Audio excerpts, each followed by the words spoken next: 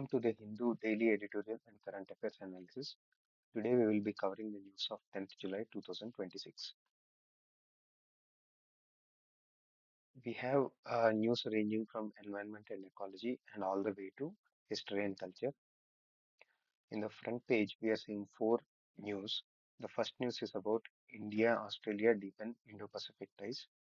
Second is about teen social media curves are on the table. Third, monsoon covers the entire country. And Wayanad tunnel debris slip and 6 people are dead. So coming to the environment and ecology, the southwest monsoon covers the entire country. So Indian Meteorological Department has declared that the southwest monsoon has covered whole of India on 9th of July 2026 and one day later than the normal full coverage date of 8th July. Full coverage means monsoon is advancing the northern limit finally and reached the last remaining areas, that is the north of Arabian Sea, Rajasthan, Haryana and Punjab. So the national coverage came 35 days after the monsoon first arrived over Kerala on 5th of June. So IMD's own data show no reliable link between when the monsoon covers the total country and the total June-September rainfall. So the speed of the advance cannot predict the season's quantity. And what is more worrying is IMD's forecast of below normal July rainfall, which is below 94% of the long period average. This is the 50% 50-year benchmark. The eastern peninsular India, the eastern peninsular India may still get the normal to above normal rainfall. So a developing El Nino, which is the warm phase of the Pacific uh, equatorial north-south oscillation, can weaken the monsoon circulation even after the full coverage.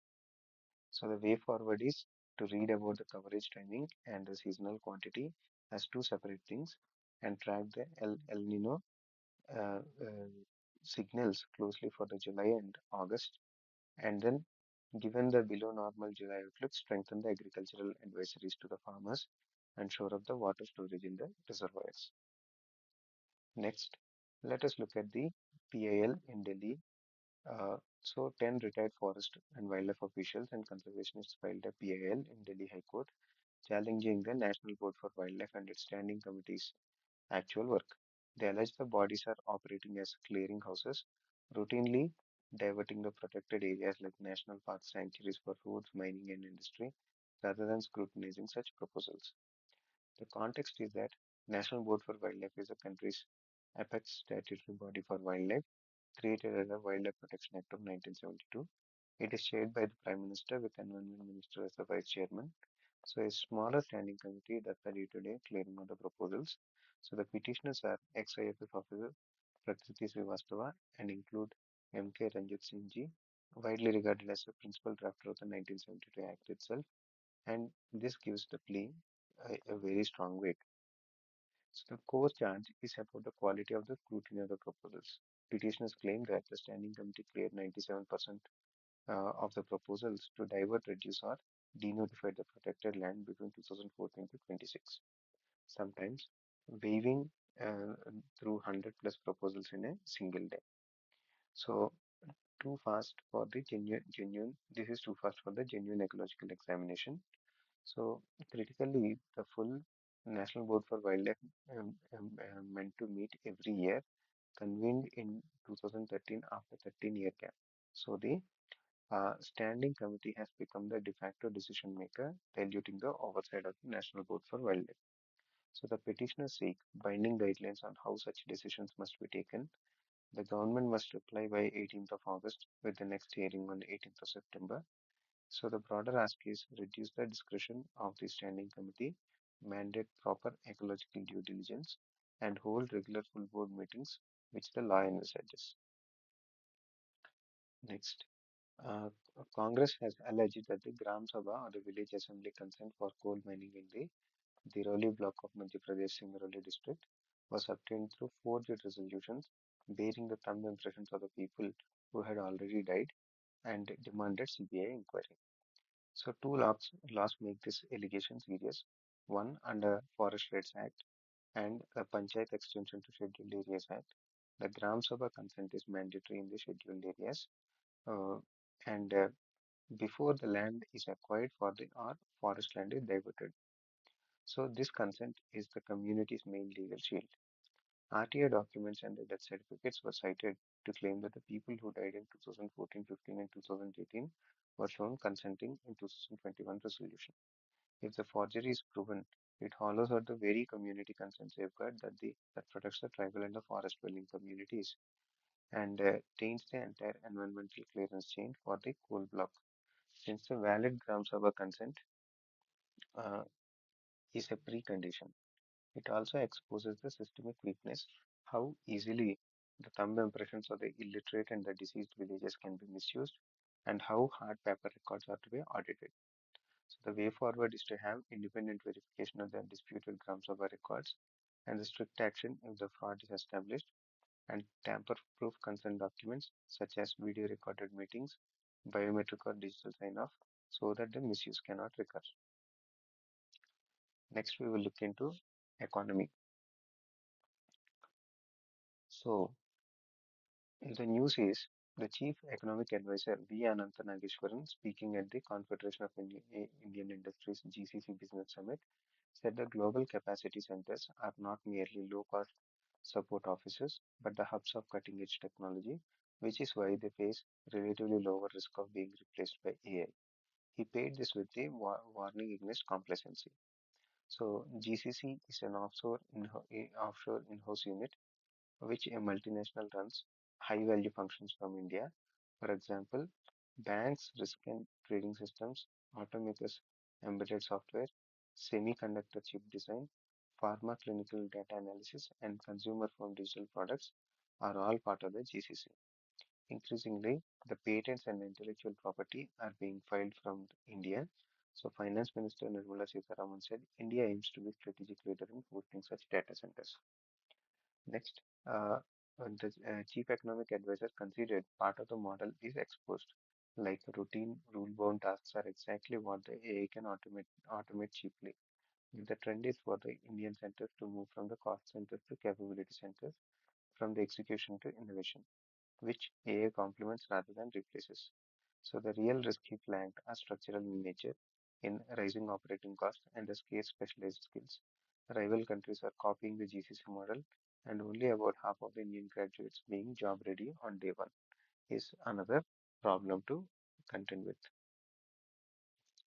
Next, the way forward is to fix the skillings by having university, industry, and the government work together and keep climbing the value chain into the higher end work and treat GCC leadership as a position India must keep earning and not a finish line already crossed. Next, Aviva. So the British insurer Aviva is set to become the first foreign insurer to hold 100% stake in an Indian insurance joint venture. It has agreed to buy the remaining 26% of Aviva Life Insurance India from Dabur Invest Corp, taking the full ownership. This follows India's formally notifying its decision to permit 100% FDI in insurance, up from earlier 74% cap, meaning a foreign company no longer needs an Indian partner to hold the share.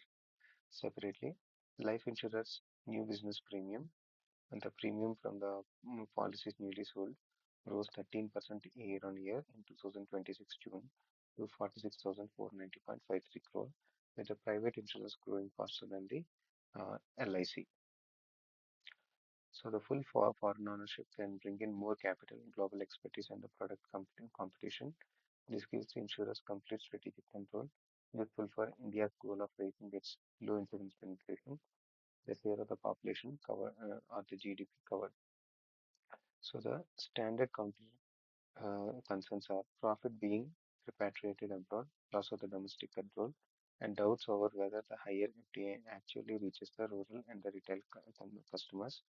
A GST rate exemption helps the protection covers even as the savings-linked business felt volatility from West Asian crisis. So way forward is to watch whether the 100% routine route actually um, uh, delivers the large capital inflows and higher insurance penetration. as more insurers seek full ownership and monitor any conditions the government attaches to 100% FTA, such as investment or board composition norms. Next, let us look at the sectors of the economy. So, Gujarat has launched its first ever data center policy 2026 to 2029, targeting 6 lakh crores of investment and 7.5 gigawatts of data center capacity. So the aim is to make India make the state India's preferred hub for hyperscale data centers, cloud services, and AI-driven digital infrastructure, which would be the physical backbone that stores and processes the data online. So this was launched by CM Bhupendra Patel. The policy offers a package of sweeteners like capital and interest subsidies, power tariff support, reimbursement of the state GST, stamp duty and registration exemptions, support for captive desalination plants to meet the industry's high water needs, and the explicit goal is to outcompete India's established data center hubs like Telangana, Maharashtra, and Tamil Nadu. Data centers are intensely power, water, and land hungry, so the incentives are deliberately aimed at these exact bottlenecks, which is why a desalination plant turning the seawater into usable water appears in the IT policy. So the push rides the fast growth of the artificial intelligence, cloud computing, digital payments, e-commerce, and electronics manufacturing. The flip side is it intensifies the wasteful interstate subsidy competition and strains the scarce power and water resources. So the way forward is to pay the incentives with the renewable power and sustainable water use, so the growth is not resource destructive, and integrate the policy with the national digital economy and electronics or semiconductor manufacturing put for the coherence. Next, Central Industrial Security Force have recovered 428 metric tons of illegally mined, stored, and transported coal in Jharkhand and West Bengal between 4th to 8th of July 2026.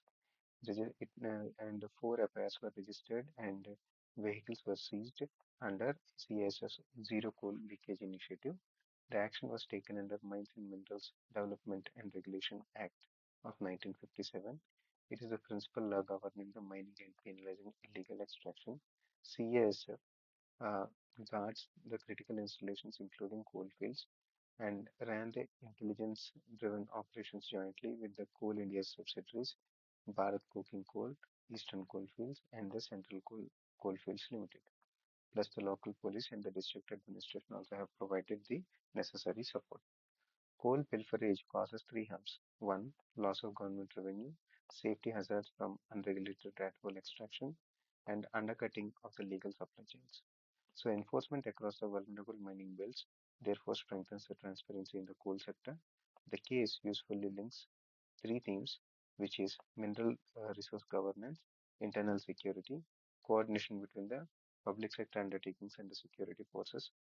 So, sustain way forward is to sustain the intelligence-led enforcement while adopting the technology-based tracking of the coal movement in terms of GPS, weighbridge, digitization, and e-transit, and then deepen the interagency coordination to plug the leakage at the source itself. Next, let us look at polity governance and legislation. So, NDA ruled states, namely Andhra Pradesh, Madhya Pradesh, Meghalaya, and several universities told a joint parliamentary committee that the Viksit Bharat Shiksha Adishtan Bill 2025 would centralize higher education regulation and erode the autonomy of the states and the institutions. Uh, the bill overhauls the higher education by repealing the statutory acts that govern three regulators: University Grants Commission, All India Council for Technical Education, and National Council for Teacher Education, and merging them into Viksit Bharat Shiksha Adishtan. It is being examined by the Joint Parliamentary Committee chaired by BJP MP Raghuvar Purandareshwari. Education sits on concurrent list, so both central and states can legislate. Hence, it is a federally sensitive issue. So, three clauses which drew fire are Clause 11 lets the regulatory council bypass the state universities in granting degrees. Uh, BHU has called this as the constitutional friction, and Clause 45 gives the center power to issue binding policy directions, effectively subordinating the regulator to the executive. And Clause 47 lets the center supersede or dissolve the VBSA, risking a regulator that becomes an arm of the government of the day. Telangana additionally had flagged de-escalation and absence of any state role. So the institutions want phased implementation, built-in uh, parliamentary oversight, mandatory consultation with the states, and an explicit center-state division of the powers written into the law, as Meghalaya has proposed. So a national regulator does not become purely a central instrument. Next, Supreme Court indicated that Meghalaya's appeal against the bail of Sonam Raghuvanshi, who is accused in the murder of her husband Raja Raghuvanshi, may be referred to a larger bench because the different benches of the equal strength have ruled inconsistently on whether the written grounds of the arrest must be given to an accused. So Meghalaya High Court had upheld the trial court's grant of the bail because the police failed to effectively communicate the grounds of her arrest. So the bench of the Justice Manoj Mishra and P. Chandrasekhar noted the conflict from different coordinate bench judgments and posted the matter for 14th of July. Larger bench outranks the coordinate benches and can lay down binding law. So the core questions are written grounds for arrest, are they mandatory? It engages Article 22(1) of the constitutional safeguards. A person must be told the grounds of the arrest and allowed a lawyer, and the recent Supreme Court line in Pankaj Bansal versus Prabir mm, Porta, Portayasta case, which strengthens the written communication requirements. So the state argued the requirement was met and only typographical error existed. The arrest mistakenly cited Section 403 of BNS instead of the Section 103. So a larger bench could authoritatively settle whether written communication of the arrest grounds is compulsory, harmonizing the conflicting rules and fixing clear arrest memo standards for the police across the country. Next, the center has proposed amending National Food Security Act of 2013, making Antyodaya Anna Yojana entitlements from per household basis to per capita basis. So the 7 kg per person capped at 35 kg per household. So Tamil Nadu and Kerala have opposed it. So the draft amendment was issued on 24th June. Comments are open till 13th of July. Its stated aim is to remove the intra-category inequity. At present, the entire Annadata Anna household receives flat 35 kg regardless of the size. So a two-member household gets far more per person than an eight-member one. So Antyodaya Anna specifically targets the poorest of the poor among the ration card holders. So the states with more nuclear families like Tamil Nadu and Kerala would lose grain under the per person formula. Tamil Nadu Chief Minister said the state's monthly allocation could fall from 65,261 to 42,000 tons. Uh, and Kerala Minister Anup Jacob cited hardship for the small families and critics warn of north-south divide since the larger northern households would gain. Notably, the amendments does not tackle the separate bigger problem of ineligible people wrongly holding the ration cards. So a suggested mid path is a flat 30 kg per household, irrespective of the size, which strips the subsidy bill while limiting the southern states' losses. Wider public consultation is needed to build the consensus before changing welfare entitlement. Next, Prime Minister Modi publicly praised Australia's ban on teenagers' access to the social media. So this is the clearest sign that India is considering similar curbs. So, Ministry of Electronics and IT Minister Ashwini Vaishnaw had earlier confirmed that such discussions are underway. So, Australia's Online Safety Amendment Social Media Minimum Age Act of 2024 requires the platforms to detect and block access for children below 16, and the several countries are moving the same way. For example, Malaysia is barring under 16s from owning social media accounts. The trigger is mounting evidence of harm to the minor's mental health and safety online. So India is reportedly exploring a graded set of restrictions, allowing some access while blocking certain content depending on the minor's age, rather than a blanket ban. So the legal route is still open, either a fresh law in the parliament or amendments to the IT intermediary guidelines and the Digital Media Ethics Code Rules 2021. So the same instrument is being used to label the AI generated images. The central tension is child safety versus the digital rights. privacy, and the practical difficulty of verifying the age without collecting sensitive data. So, way forward is to balance the protection with proportionality, adopt privacy preserving age assurance techniques that confirm an age bracket without harvesting the identity, and align any rule with the Digital Personal Data Protection Act of 2023, which already sets the consent rules for minors. The next news is fresh fighting has erupted between US and Iran across the West Asia. US strikes hit around 90 Iranian military targets and the perimeter of the Bushehr nuclear power plant. So Iran struck US assets in Kuwait, Bahrain, and Qatar. Iranian officials said the US attacks have killed 17 people.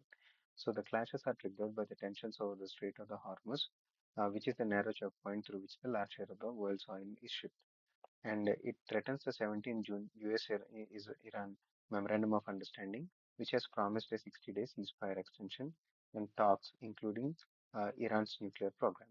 The new fighting broke out just hours before the Supreme Leader Ali Khamenei's burial in the Mashhad. So the editorial, far from over, identifies three sticking points blocking the peace. One is Israel's war in Lebanon, Iran's frozen assets overseas, and control of the Strait of Hormuz. Iran opened a safe passage route for shipping. US backs an alternative along the Oman coast, and Washington's maximum pressure sanctions campaign has not shifted Tehran. A return to the full-scale war would only harden Iran's still unresolved nuclear stance and damage the regional and global economy. The root problem is total absence of trust between the two sides. So both the sides must tackle the trust deficit, resolve the MOU's three sticking points, and begin serious talks. India, meanwhile, must closely watch the oil price movement and the Hormuz supply chain, given its heavy import dependence. The next news is a US brokered peace deal between the Lebanon and Israel envisions an Israeli troop withdrawal, but makes a full withdrawal conditional on the disarmament of Hezbollah, the powerful Iran-backed armed group, and the political party in Lebanon. This has infuriated Hezbollah and raised the fears of political paralysis or even renewed civil war. So, Lebanon and Israel technically remain at war roughly 80 years after Israel's founding. So, a 26 June framework agreement signed in Washington tied Israel's withdrawal to Hezbollah, laying down its arms. Lebanese President Joseph Aoun is due at the White House on 21st of July to advance the deal. Lebanese politics is split between Western-backed camp on one hand and Iran-backed Hezbollah-led camp on other hand. It's a fragile sectarian balance. So Israel still occupies the southern Lebanon with no withdrawal timeline, and Hezbollah's leader Naim Qassem calls the deal a humiliation, while Prime Minister Nawaf Salam insists the state must reclaim sovereignty and will not be blackmailed. The standoff echoes the 1975 to 1990 Civil War and the 2008 clashes. So the two pilot zones have been agreed for handover to the Lebanese army, but the wider deadlock persists. So a sequenced withdrawal for the disarmament with credible international guarantees is the only realistic path. The risk of collapse rises sharply if US-Iran war resumes, and the regional stability now hinges on the careful and phased implementation of the plan. Next news is about US Department of Labor has launched an investigation into alleged misuse of H-1B visas alongside labor trafficking and fraud. IT Majors Cognizant, which has majority of its employees in India, was named among the firms under scrutiny, and H-1B is the main US visa for the skilled foreign professionals. So Inspector General Anthony D. Uh, Esposito announced a massive H-1B fraud investigation and issued subpoenas. Separately and earlier, and a Trump executive order had imposed one-time one $100,000 fee for the new H-1B petitions, a move later struck down by a federal judge, signaling a broader tightening of the skilled worker entry. Indians are historically the largest group of the H-1B beneficiaries, and technology accounts for roughly 60 to 70% new applications. The biggest users are Indian IT service majors, Infosys, TCS, and Cognizant, and US big tech. Tighter scrutiny and higher fee raise costs and uncertainty for the Indian IT and for worker mobility. This in turn reinforces India's pivot to the GCCs and onshoring the work back home rather than sending people abroad.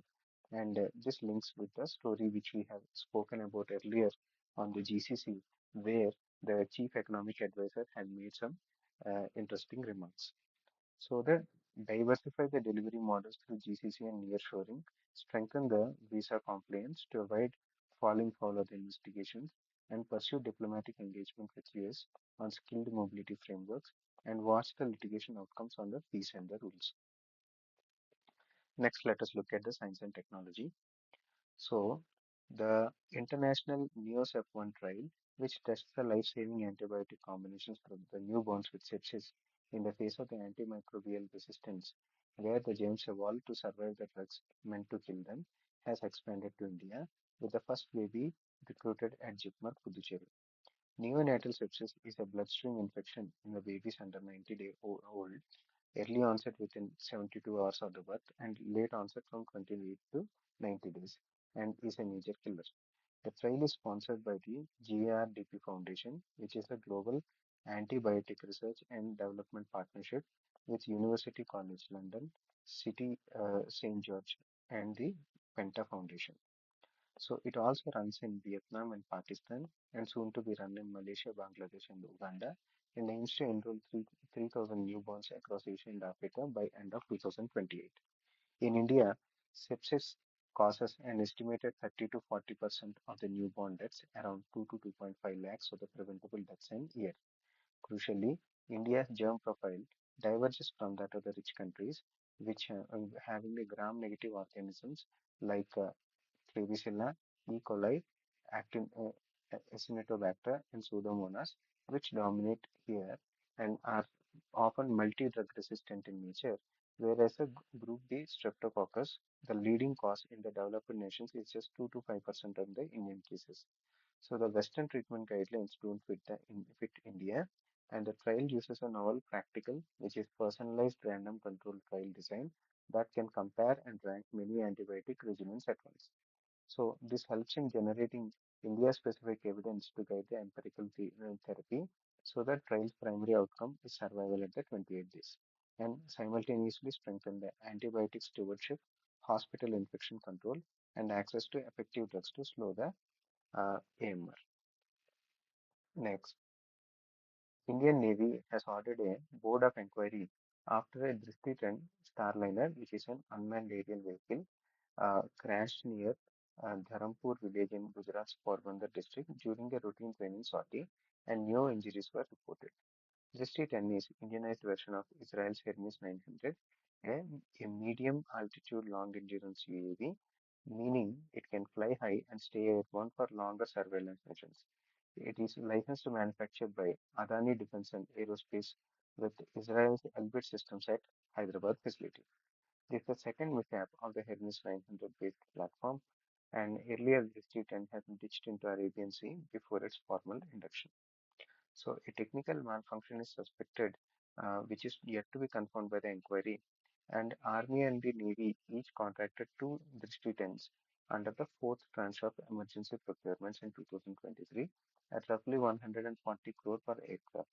So the episode touches three themes. One is defense indigenization through licensed manufacture and nail UAV capability, which is uh, medium altitude long endurance UAV, and for intelligence, surveillance, and reconnaissance purposes, and maritime domain awareness, and reliability and quality assurance challenges that come up with the scaling of the local production. So the way forward is to establish the root cause quickly and then tighten the quality assurance in the license manufacturing and keep scaling the indigenous UAV production to meet the India's large surveillance requirements along its borders and the coasts. The next news is an opinion piece on advanced frontier AI sharply increases the cyber risk for the Indian banks by compressing the attack lifecycle by automatically scanning the bank's software interfaces, which is application programming interfaces and vendor links, and chaining together minor misconfigurations into a full-scale breach faster than existing monitoring systems can catch. So, a recently regulatory advisory has elevated the cybersecurity to a board level issue and mandated time bound action plans and asked the banks to proactively test their systems against the AI driven threats. This has opened a debate. Should the banks use the powerful frontier AI systems for defense or instead build smaller, task specific AI models inside tightly controlled environments?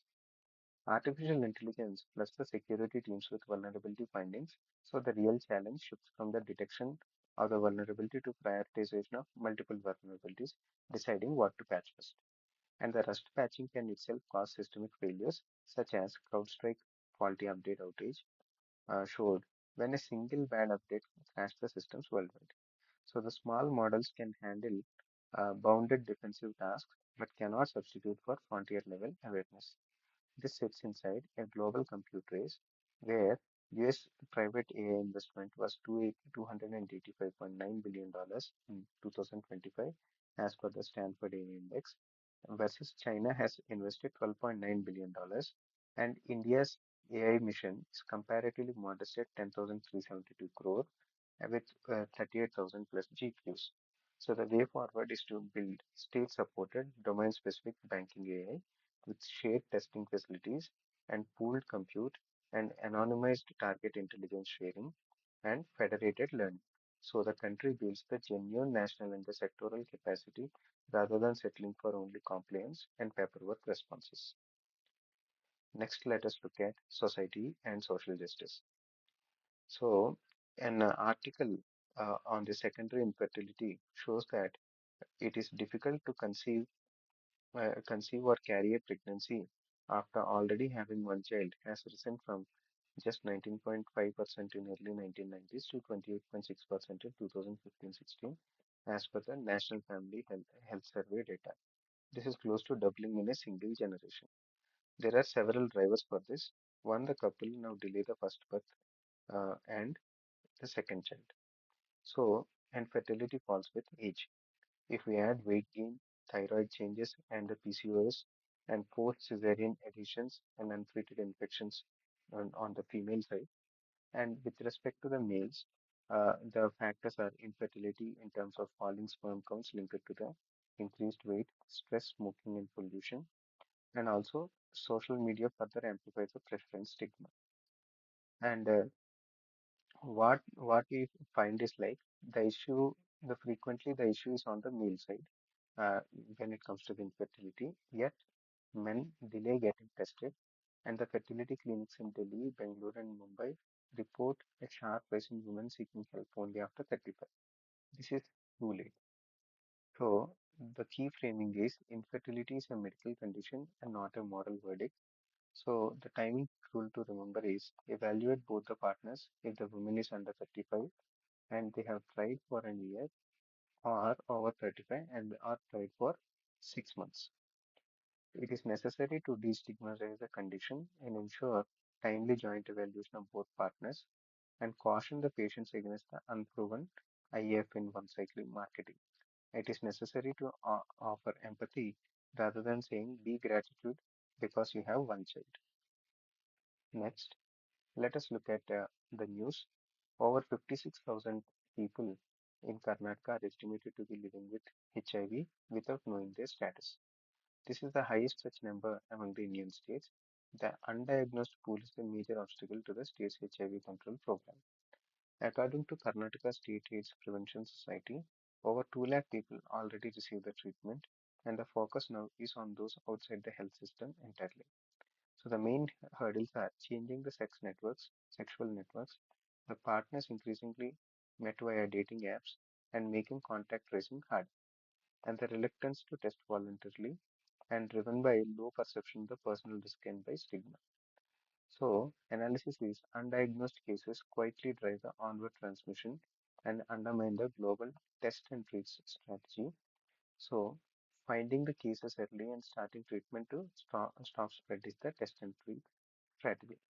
To reach these hidden populations, the Karnataka State AIDS Prevention Society has launched the Mobilization for AIDS Suraksha campaign under NACO, which is National AIDS Control Organization, with break-free QR code that links a user to a confidential self-risk assessment, and nearest testing centers and counselors.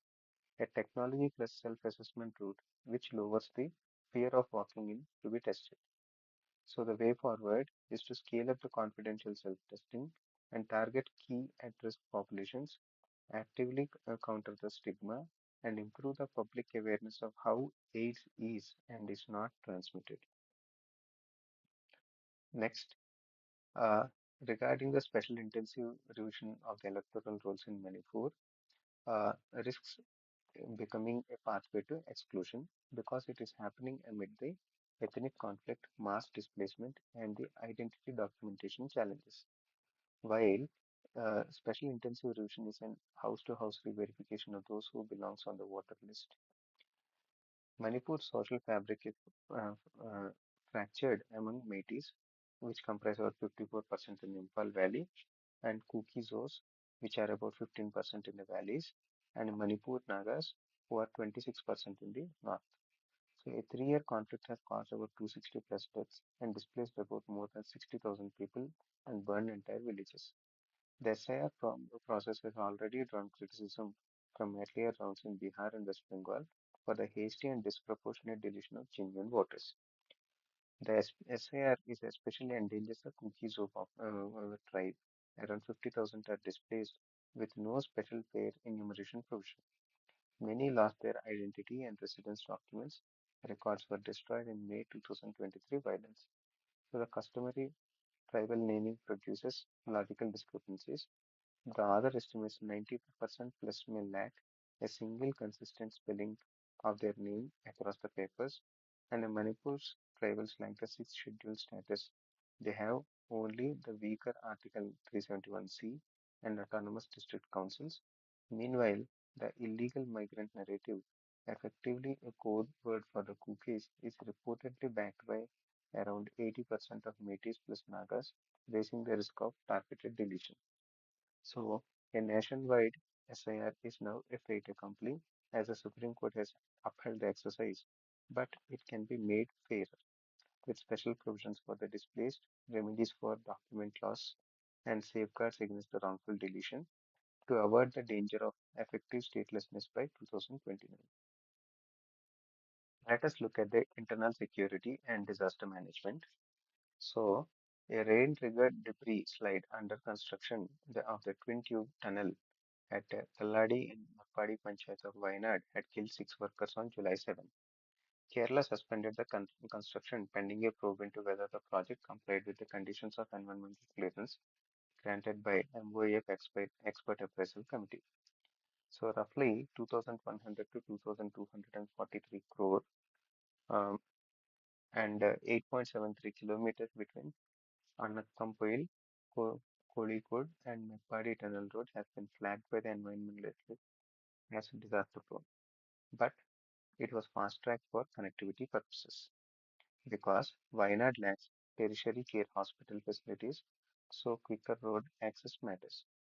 In April, Supreme Court rejected a plea to halt it, citing national importance, and Meppadi has suffered severe repeated climate disasters since 2018, Kerala floods, including Puthumala and Thavalappara. So the editorial frames the tragedy as a mix of natural calamities and human failure. The Public Works Department has blamed the contractor for not clearing the excavation debris by 20 June deadline, while the company cited exceptional rainfall and the area's landslide susceptibility. The synoptic weather conditions eerily resemble the 2024 Wayanad calamity, and the state's disaster management response has been publicly questioned. So the way forward is to complete the geomorphological probe and enforce meticulous ecological and the climate resilient assessment before building the hill infrastructure and shift the mindset to prevent and not merely respond to climate-induced catastrophe in ecologically fragile Western Ghats.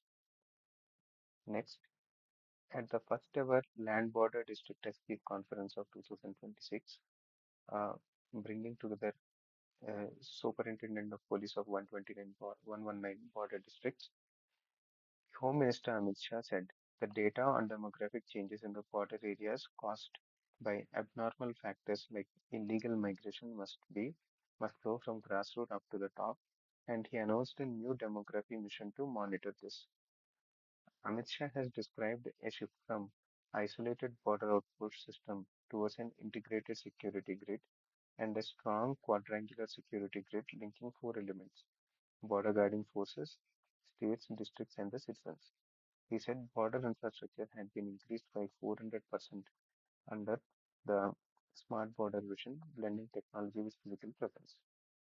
The stated objectives are broad: preventing proxy war, infiltration, radicalization, narcotics and arms smuggling, drone threats, cybercrime, and demographic change, while also making border areas livable to stop out-migration of the local residents.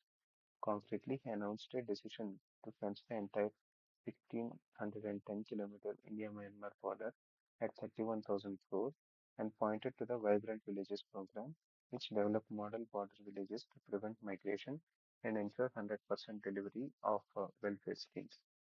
Way forward is to integrate the security grid with the technology, comprising drones and the sensors, infrastructure, and the citizen participation, while balancing security with the rights concerns that surround the politically sensitive democracy framing.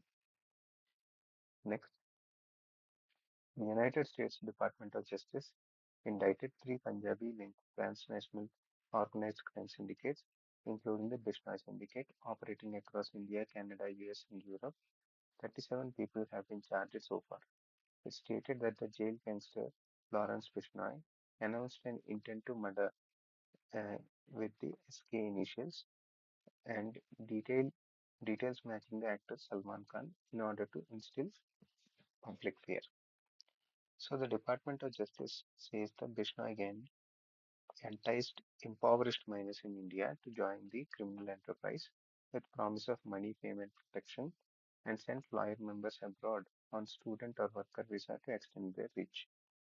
So the membership in the organized crime group was decentralized in nature, calling the cells are operating semi-independently, which makes the network hard to dismantle.